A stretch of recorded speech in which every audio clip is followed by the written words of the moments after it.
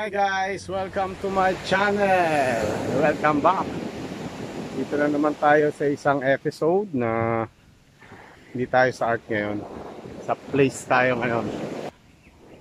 Ayan, nandito tayo sa beach. So, ililipot ko kayo dito sa Haksa Beach.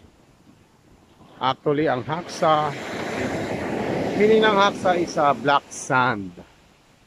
Ang hak, Cantonese word hak, or black Cantonese word is hak, and sand is sa. So, tinawag itong binagsagan itong Haksa Beach. Actually, pinakamalaking beach dito sa Macau. At meron din siyang magandang mga features dito, like barbecue at may mga playground dito, may mga basketball court, and then volleyball court, and mostly sa mga children's playground. Okay? So tara guys, ikot natin. Isa sa pinaka favorite spot ko dito sa Macau, Haksa Beach, etong batong ito. Kasi maganda dito. Maupo. Actually, nag-paint ako dati dito eh. Na-paint ko to eh. Problema lang, nung na-paint ako to, nasira yung pinaint ko. One time magpe-paint ulit ako na tipong on the spot painting tayo. So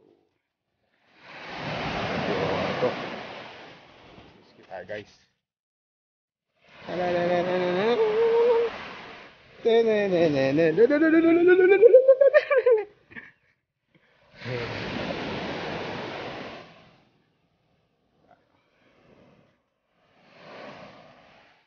At ito yung guardhouse dito, yung sa mga police, sa mga immigration police. Yan, ganyan. Yung tinatawag nilang Alpandega Policia. Diyan yun. May mga nakaanto dyan minsan. Naka-duty, lalo sa gabi. Dati itong Macau na to, maraming nahuhuli ritong mga langoy, kumbaga. Mga galing mainlander na mga walang passport, dito nila dinadaan, dito nila binabot. So ito tayo sa dulo ng beach na to. Ito wala na ritong wala nang park dito. Actually ito is private property na yata to, kasi meron ditong mga bangka, motorboat na merong may-ari, isa sa mayaman dito.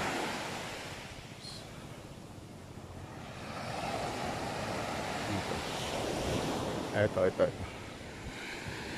Ayan, may bantay ng aso. So dito, ayan, private property to kaya hindi pwede masok.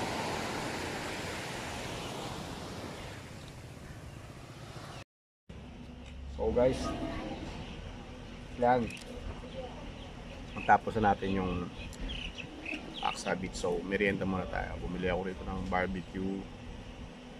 Okay naman siya, sarap. Yung re-rate mo ako is 10 out of 10 ay 8 out of 10, ganun, 9 out of 10. So sarap siya, pero iba pa rin yung sa Pilipinas na barbecue natin.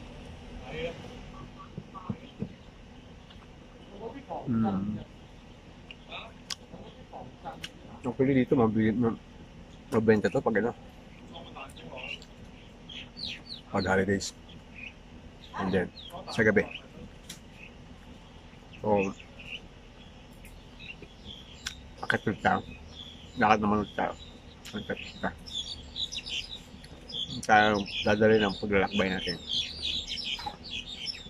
Harap. Merienda muna tayo. Okay.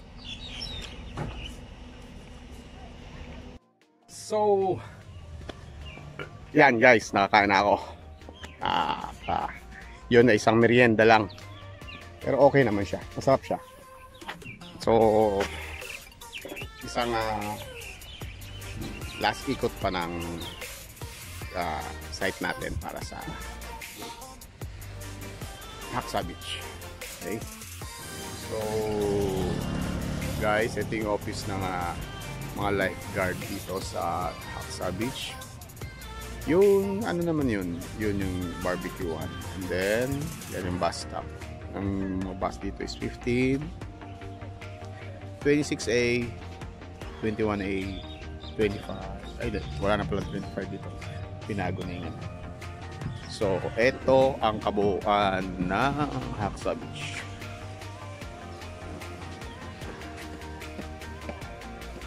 Okay. Dito tayo sa baba para medyo kita natin. Ang degrees ngayon is 27 degrees Celsius. So, medyo mainit talaga siya. Wala na summer. So, ito siya.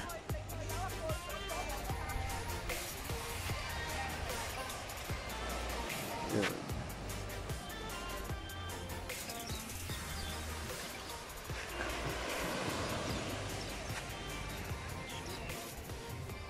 Ganun lifeguard. So, yan. Tingnan naman natin ngayon kung saan tayo dadalhin ng aking mga paa. At day off kasi, kaya medyo chill-chill lang tayo sa paglalakad natin. So, ito nga pala, ang Haksa. Yan, ito tayo sa Haksa. At punta tayo doon sa Dragon's Claw. Okay?